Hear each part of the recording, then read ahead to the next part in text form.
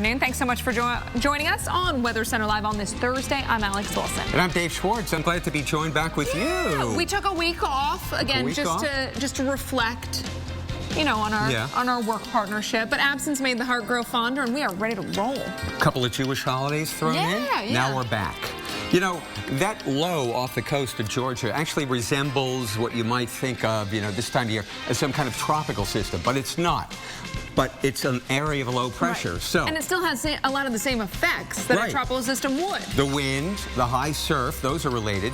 The flash flood threat, the whole schmear, rip current threats from New Jersey all the way down to the Carolinas. I like that, the whole schmear. The whole schmear. Good stuff. Hey, well, that's where we have seen. We're going to be watching a second system that develops this weekend. Right now, though, we've got the gusty winds thanks to that northeast flow. Gusts of 30 miles an hour, 32 miles an hour, I should say, in Virginia Beach. Hatteras at 22 miles an hour, 23 miles per hour for Ocean City. Waves up to 8.5 feet off the coast of the Virginia-North Carolina state line, and they are going to stay high as we move through the end of the week. Notice that persistent onshore flow, high surf, rip currents, and also the beach erosion, the coastal flooding. There's going to be big threats for all of those things, really, as we get towards the end of the week and the weekend. By Sunday, that second disturbance forms. It's meandering off towards the east. That's going to bring more unsettled weather, more wet weather for parts of the mid-Atlantic and into Virginia. There's Friday's forecast. We've got wet weather into parts of West Virginia and Virginia, getting awfully close to D.C. By Saturday, West Virginia, they're home, and they could see a few showers up in Morgantown.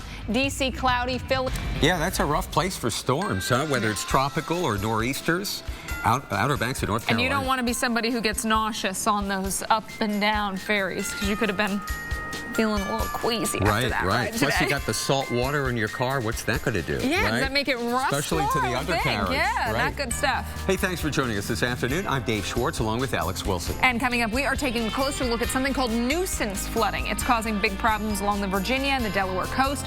We'll tell you how El Nino is actually making it worse. Moved on the coast and actually well inland now. We're seeing rain closing in on the Atlanta metro area, upstate South Carolina. The Midlands of South Carolina saw some flooding rain earlier. Columbia had all sorts of flooding problems there. We've got wave height nearing 6 feet off the coast of Georgia, and basically coastal impacts galore. We've got that onshore flow. We put the wind streams along so you can see basically that northeasterly wind for most locations, and that is leading to that threat of coastal flooding, beach erosion, high waves, rip current danger.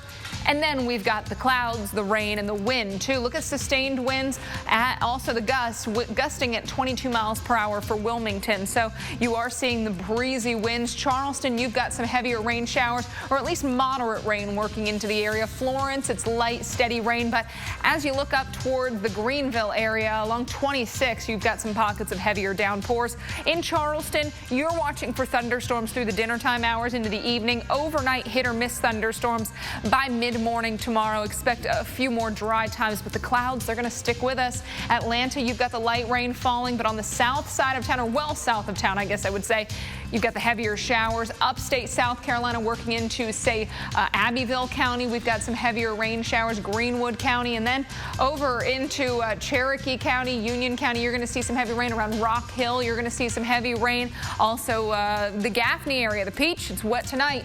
Atlanta into tomorrow, you've got showers and rain in the forecast, so drive home if you're on the later side of that commute. Could be a bit soggy, and even tomorrow morning for the kids at the bus stops could be on the soggy side there as well. First disturbance is drifting west through the end part of the week, and this is going to be offering up all of that rain. Look at the model forecast showing the rain for parts of Georgia, South and North Carolina, even getting into western North Carolina, eastern Tennessee as we head into the day tomorrow. Here's the good news, though. Yeah, this doesn't make it great for any outdoor plans you have, but we are dealing with severe drought through parts of Georgia, South Carolina, and North Carolina, and these areas are going to pick up about an inch, some spots 2 to 3, possibly more. So, Dave, some good news. There's a bright side to the El Nino effect. Yeah, forecasters say that this year's El Nino will be one of the strongest on record.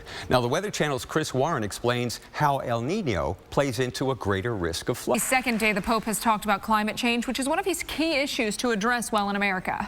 And he made his first remarks yesterday at the White House. Our Dave Malkoff was there, along with thousands of people who gathered just to catch a glimpse of the pontiff. And let's take a peek at the forecast for the remainder of his trip. 75 on Friday, partly cloudy skies. Going to be pretty comfortable up there in New York City. It's when he gets to Philly where we'll begin to see some of those coastal troubles even impact the city of brotherly love. Saturday clouds, Dave, Sunday afternoon showers.